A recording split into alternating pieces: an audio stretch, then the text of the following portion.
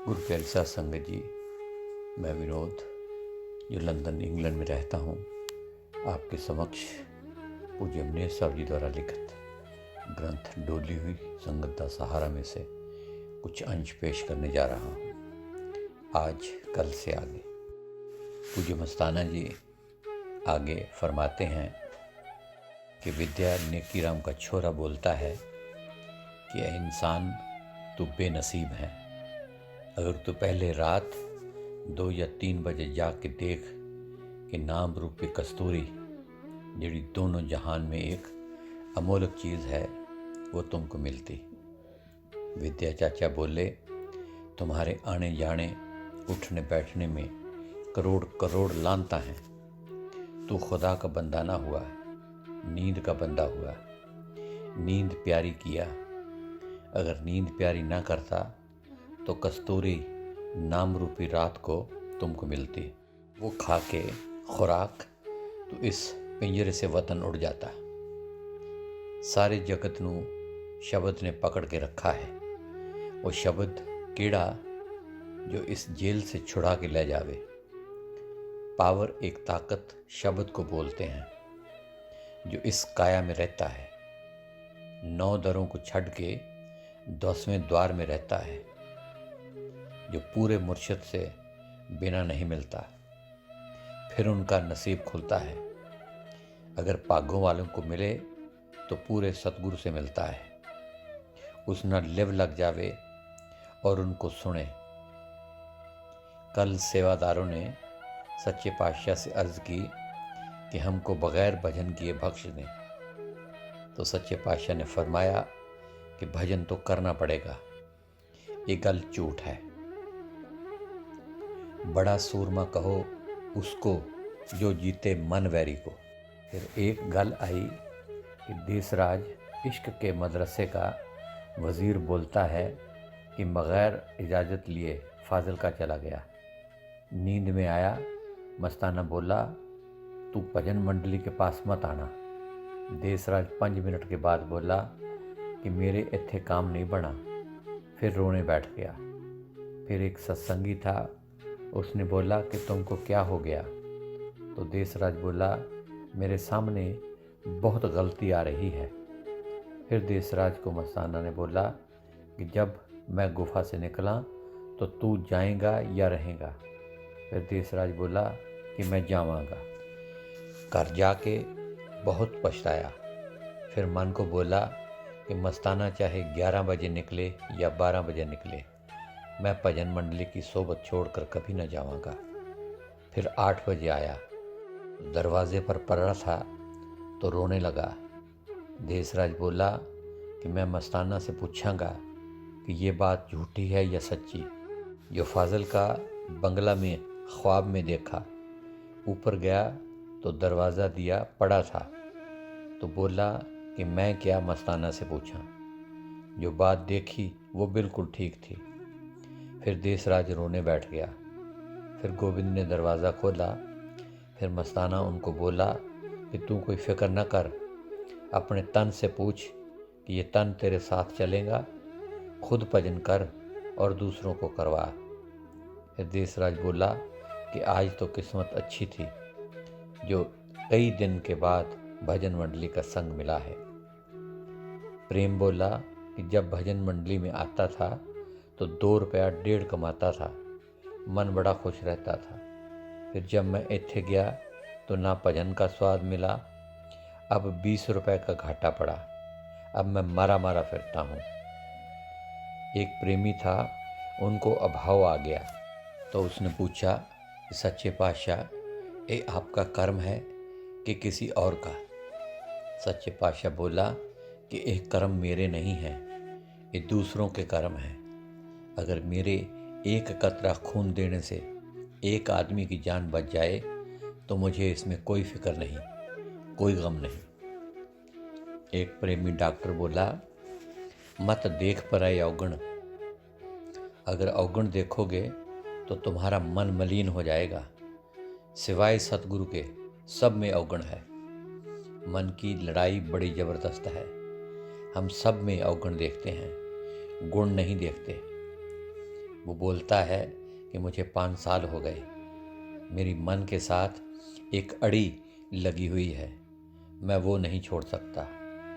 अगर अंदर से मैं तुमको छोड़ा तो तू रोएगा। ये सच्चे पातशाह के आगे बोला था कि जैसे मस्ताना सतगुरु के आगे नाचता है, वैसे मैं घुंघरू बांध के नाच के सतगुरु का ढंडोरा जगत में देवा। ये जो गांव में रेफ्यूजी आए हुए हैं, उनकी ज़मीन तैयार है। उन्हों को जो दुख हुआ है, उसने इस साबित कर दिया कि जो दुनिया का तन दौलत इस साथ नहीं चलता, जब चाहे मालिक ले जावे। जो ताकत है इस वक्त पर काम नहीं आती, अगर आती है तो सतगुरु की दया मेहर वक्त पर काम आती है।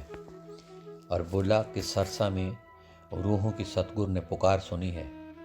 सरसा की रूहों ने मालिक के आगे बहुत पुकार की थी, उनकी यह इल्तजा मंजूर हो गई है। न्यामत बोला कि मेरे से भजन पर नहीं बैठा गया, मैं बहुत जोर लगाया। रौनक राम ने बोला था कि ये बहुत बैठता है, वही नज़र लग गई है। एक प्रेमी ने बोला कि मेरे को सबके सामने खाने में दर्द पड़ गया, तो खूब तसल्ली हुआ। संतों ने बोला है कि रोटी किसी के सामने नहीं खानी चाहिए, ये बात बिल्कुल ठीक है। इसी तरह भजन किसी के सामने नहीं करना चाहिए। और भजन सिमरन तो सारे हर जगह करते हैं, मगर जो ये मैं है इसको निकालो। भजन मंडली के संग में तो स्वाद और परमार्थ इश्क का आएगा, मैं होगी तो खतरा है। रौनक को मस्ताना बोला कि यहाँ पर बैठ, तो रौनक वहाँ से उठकर दूसरी जगह ताड़ा मारने के वास्ते बैठा, तो वहाँ स्याही उसके कपड़ों पर गिर गई। बोली कि तू यहाँ पर क्यों आया है? फिर उठकर उसी जगह पर बैठ गया। मिट्ठन बोला, लकड़ियों से अगर धुआं आता है तो मैं सूखी लकड़ियाँ लाकर लगावां, लेकिन उनका इश्क ना मुड़ा। न्यामत बोलता है कि मेल मिलाया भी सतगुरु सावन शाह निरंकार। तो प्यारे बोला, मस्ताने को ले आया भी सावन शाह निरंकार। अगर किसी की रात को तुम चाकरी करते, वो तुमको इंसाफ देता। अभी तुम अपने साहब की चाकरी करते हो, तुमको अपना साहब देवेगा। मतलब का भजन सारी दुनिया करती है, बेमतलब करती है भजन मंडली सिमरन। मतलब का किया हुआ तो बेमतलब का किया हुआ। जो मतलब ये है कि इनका निर्णय मिट्ठन गोट फकीर कराता है। मस्ताना बोला कि सुर्ग लोक, बैकुंठ लोक, 68 तीर्थ, 4 धाम, बलूचिस्तान, पंजाब में सुख न मिला, जैसा कि सरसा में भजन मंडली जो सावन शाह निरंकार की है, उसके संग से बेमतलब वाला भजन मस्ताने को डंडा लगाकर करा रही है। बेमतलब इसका नाम है कि साहब सच्चे के वास्ते जो हमारे अंदर बैठा है, उनके सिवाय कोई ख्वाहिश के वास्ते न भजन सिमरन करे न जागे। जागे तो हर रूपी जो चौला सावन शाह निरंकार पाके आया है, उनके वास्ते। दुनिया सारी बेमतलब मर गई, मतलब किसी ने हासिल ना किया। तो मतलब का अर्थ क्या है कि लोगों को दिखाने के वास्ते या शरह पूरी करने के वास्ते, या जैसे तीर्थ यात्रा करके आकर बोला कि मैं तीर्थ करके आया हूँ, जैसे कि धर्मशाला में गया, बोले कि मैं मत्था टेक कर आया हूँ, तो ये भी सत्संगी हुआ, पर 8 सत्संगी बना फिरता है कि मैं घंटा 2 घंटा भजन सिमरन करता हूँ, ब्यास में दर्शन करके आया हूँ। तो इसी खातर कि उनको फ़ायदा तो मरने के वक्त सत्संगी का हो जाएगा। पर इतना फ़र्क है कि उसको सतगुरु ने जो कान में बात पा दिया कि मैं तुम्हारा वही चीज़ हूँ जो आगे था, तो तू तैयार हो जा, मैं तुमको अपने घर में ले जाऊँ। तो उसने खोज ना किया और इस बात को बिल्कुल भुला दिया। 8 सत्संगी होकर फिरता रहा। अगर ये सत्संगी होता तो सत्य की जांच करता, ख्याल में पड़ता, और जैसे काम के पीछे पड़े हो तो वो काम हो जाता है। तो इसी तरह सत्संगी अगर सत्य के पीछे पड़े तो सत्य मिल जाता है। तो इसका मस्ताना फ़कीर सावन शाह दा असी इससे 2 लाख लानत उठते बैठते देते हैं कि तुम इस काम के पीछे पड़ते हो तो ये तुम्हारा पूरा हो जाता है कि तुमको सतगुरु पूरा मिला। उसने तुमको बताया कि इस सूरत में मैं तुम्हारे अंदर हाँ, तो तुम आकर मेरे साथ मिलो। उसने इकरार भी दिया। फिर असी मन के मुरीद होकर बैठे। ऊपर से बोले कि असी सतगुरु के सिख हाँ, सो ये धोखेबाजी जो तुमने किया उसका बदला खूब तुम्हारे को पीटेगा। जो तुम्हारे अंदर में तुम्हारा इश्क वो तुमको बहुत सुख देता था, मगर तो उनकी सलाह कोई न मानी। हमको हक है अभी भी रात को रोवें पीटें तो वो तुम्हारे को मिल सकता है। वो तुम्हारे मिलने के वास्ते ही आया है। सतगुरु के वचन मन विच रखो। विद्या चाचा बोलता है, फिर देखो दया मेहर है जी। तन मन तन सुरत नृत्य गुरु के आगे रख दो। अपना जरा पर दावा न रखो।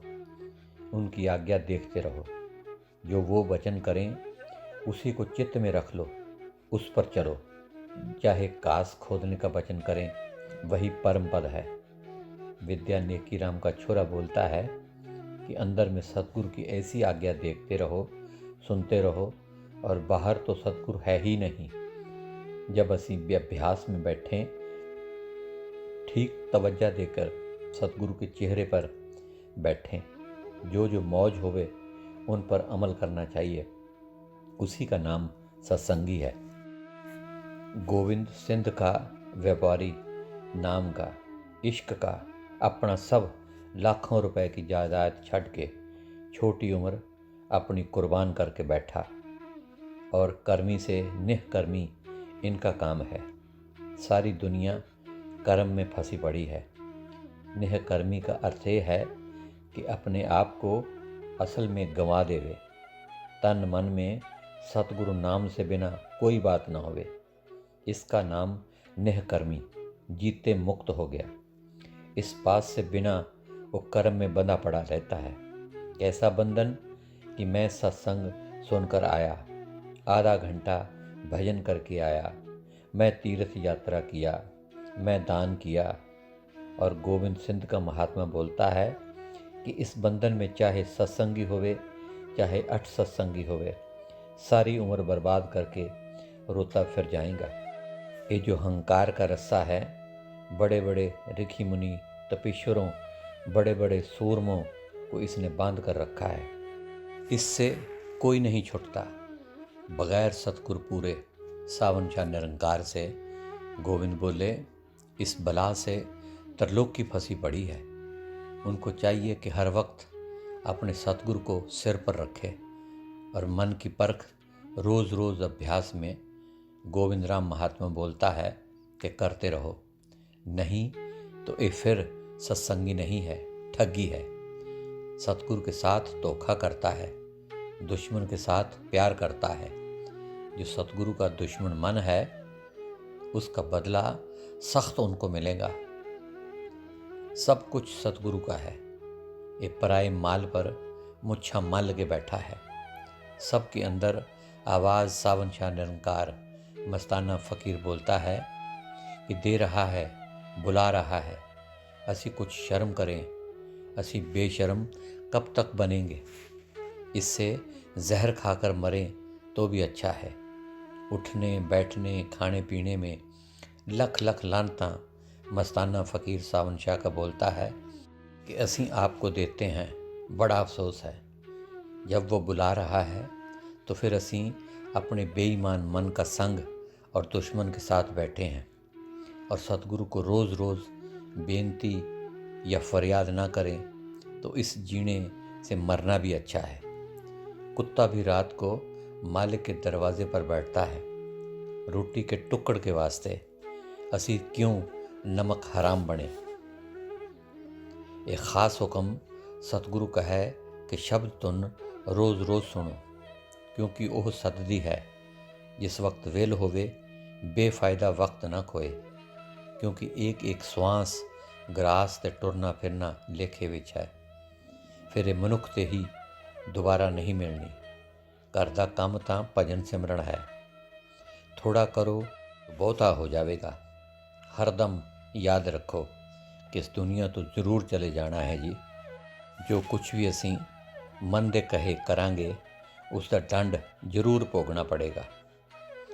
ਕਿਸੇ ਕੰਮਕਾਰ ਵਿੱਚ ਆਪ ਨਹੀਂ ਬਣ ਬੈਠਣਾ। ਹਰ ਵਕਤ ਇਹ ਸਮਝਣਾ ਕਿ ਮੈਂ ਕੁਝ नहीं। दया मेहर रोज़ रोज़ उतरती है। दया मेहर कुछ जगह रखने की नहीं, हंकार में भरा पड़ा है। वड्डी पारी करनी ये है कि जो आप ਨੂੰ ਛੱਡ ਕੇ ਅਲੱਗ ਹੋ ਜਾਵੇ। ਫਿਰ ਜੋ ਕੁਝ ਇਹ ਕਰੇ ਫਿਰ ਮਾਲਿਕ ਸਾਰੇ ਕੰਮ ਆਪ ਆਣ ਕੇ ਕਰਦਾ ਹੈ। ਸਭ ਕੁਝ ਸਤਿਗੁਰੂ ਦਾ ਹੈ। ਚਿੱਤ ਵਿੱਚੋਂ ਇਹ ਬਿਲਕੁਲ ਨਿਕਲ ਜਾਵੇ। ਕਾਲ ਦੇਸ਼ ਵਿੱਚੋਂ ਸ਼ਬਦ ਗੁਰੂ ਸੇ ਲੈ ਕੇ उसकी धुन विच मिल के फिर सचखंड आवे। ये हुक्म को सुरत ते मन और माया ने मिलकर बिल्कुल गंवा दिया है। जब तक आप नू छड़ के सतगुर नू सब चीज़ सौंप के आप किनारा ना होएगा तो फिर ना निकलेगा। यह सोच करनी कि मेरा कितना वक्त गल्लां बातां में करने में गुजर गया। तो प्यारे लाल बोला कि मेरे को मेहरचंद ने बोला कि हमारा दिल उत्थे आने को नहीं करता। तो मस्ताना को बोला प्यारे ने कि ये इस तरह बोलता है। इसका नतीजा मस्ताना ने ये निकाला कि हमारा सावन शाह साईं निरंकार सतगुरु दयालु है, गरीब निवाज है। नहीं तो असी मैले और टट्टी के कीड़े और भजन के चोर क्या समझे सतगुरु के नाम की बात को। और जाने के वक्त उनको सोच पड़ेगी कि वो भी वक्त में गुम करके मैं सतगुरु के वचन को छोड़ दिया और नाम से सब बुरे कम में दिल लग कर मैली हो गई। तो उनकी सज़ा का बात जो उस वक्त यानी जाने के वक्त सतगुरु देता है वो अभ्यासी जानता है। जो 9 दरों से निकल कर 10वीं गली में डेरा लाकर बैठ जावे सतगुरु के ध्यान में। तुसी भजन ते सिमरन में सुरत रोज़ रोज़ रखो, फिर देह की तकलीफ़ बहुत बहुत कम होगी। सतगुरु से प्रीत करना ही भजन है। रोज़ रोज़ शब्द धुन को सुना करो। ये दवा मन को मारने की है। चलते फिरते सिमरन हृदय में रखो, शब्द धुन को पकड़े रखो। एक दिन सचखंड ले जावेगी। तुसी होर कोई फिक्र ना करो, सिर्फ भजन सिमरन का ख्याल करो। जो मस्तक पर लिखा है वही वरतेगा। नियामत राम बोलता है कि असी आलसी मन के कहे पर बने। जब भजन मंडली के संग में भजन पर बैठे तो खुद तन की रुकावट दूर हो गई, खुद नींद भाग गई। इश्क सावन शाह साईं निरंकार का लग गया और यही सारी उम्र खुराक मिलती रहे। मस्ताना को डंडा लगाते रहें, भजन करवाते रहें। सारी उम्र पर कुछ नवा नहीं बनेगा। धुन नाम ही है। जो तुसां दी प्रारब्ध मस्तक में लिखी है सो कोई नहीं हटा सकता। पक्का भरोसा गोविंद महात्मा बोलता है कि सतगुरु मैनू दस्या है कि जितनी मेहनत रात को भजन सिमरन में सतगुरु के चेहरे में बिना हंकार से और मेरे अर्पण करता जा। सतगुरु की अर्पण करांगा तो सतगुरु का एक दिन रूप बन जाओगे। शर्त यह है कि हंकार बिल्कुल ना होवे। अगर ये मेहनत जो सत्संगी नहीं करता ऊपर से बोलता है कि सतगुरु मेरे को छुड़ाएगा, ये बात बिल्कुल झूठ है। मेहनत रूप ही सतगुरु है, पर इसमें भी फ़र्क है। करे भी और बोले कि मैं कुछ ना किया, ये मेहनत सतगुरु का रूप है। अगर ये मेहनत ऐसी ना करेगा हरगिज़ उनको कुछ नहीं मिलना।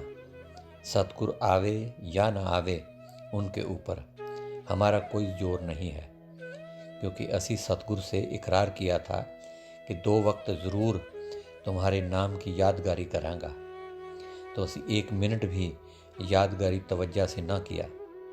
इस बात में डर है कि बेपरवाह है, आवे या ना आवे, और काल पहले दांतों में चबाएगा फिर उनकी मौज है। ਆਦਮੀ ਕੁਝ ਨਹੀਂ ਕਰ ਸਕਦਾ ਤੇ ਵਸੀਲਾ ਆਦਮੀ ਦਾ ਮਾਲੂਮ ਹੁੰਦਾ ਹੈ ਜੀ। ਜੋ ਕਰਦਾ ਹੈ ਮਾਲਿਕ ਆਪ ਕਰਦਾ ਹੈ। ਗੁਰਮੁਖ ਬਣੋ, ਕੁੱਲ ਸੰਸਾਰੀ ਵਾਸ਼ਨਾ ਮਨ ਵਿੱਚੋਂ ਨਿਕਾਲੋ। ਭਜਨ ਕਰਨਾ बहुत मुश्किल है। बाबा जैमिल साहब चारपाई मंजी को खड़ी करके एक लत एक तरफ और दूसरी लत दूसरी तरफ खड़ा होकर भजन ते शब्द का अभ्यास करते थे। लंबी बैरागन पर बाबा सावन शाह निरंकार सारी रात खड़े खड़े भजन सिमरन करते थे। गुरु अमरदास जी किल्ली में केस बांध कर भजन करते थे, जो आजकल किल्ली साहब के नाम से मशहूर है। लोग दर्शन करते हैं। नाम को हजम करने के लिए फौलाद का हृदय चाहिए। बड़े बड़े अवतार, ऋखिशर, मुनीश्वर और औलिया और पैगंबर अपने अपने वक्त पर माया के चक्कर में आ गए और अपने पद को उस वक्त भूल कर धोखा खा गए, जैसे कि नारद और व्यास और श्रृंगी ऋषि और ब्रह्मा महादेव अवतार वगैरह। इन सब का हाल थोड़ा या बहुत सबको मालूम है। इस वास्ते इस स्थान उसकी खड़ा बयान करना मुनासिब नहीं समझा गया। ऊपर जो इशारा किया गया उसका मतलब ये नहीं कि ये लोग बिल्कुल माया के कैदी हो गए या किसी तरह से उनका भारी नुकसान हुआ। गर्ज ये कि उनको माया ने अपना जोर दिखलाकर अपना धोखा दे दिया, और सबब इसका जाहिर है कि वो बड़े बड़े स्थान पर पहुँचे, पर उस स्थान तक नहीं पहुँचे जो माया के घेरे से बाहर है, और मालूम होवे कि वो तोर स्थान सतनाम है। जिसको सतगुरु की प्रीत है, नियामत बोलता है और उन्हीं को चाहता है, वो एक रोज़ निज घर में पहुंच जाएगा।